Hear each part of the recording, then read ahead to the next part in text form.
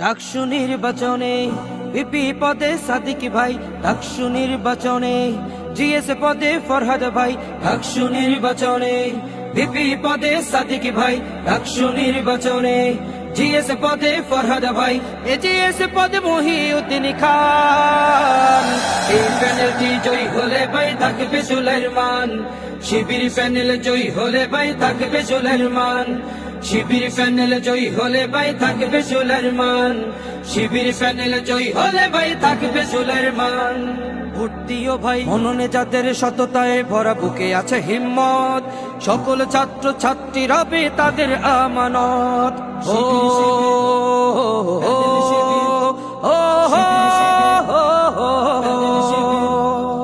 মননে যাদের সততায় ভরা, বুকে আছে হিম্মত, সকল ছাত্র ছাত্রী রবে তাদের আমানত। এই আমানতের খেয়ানত করা নেই কোনো অপশন।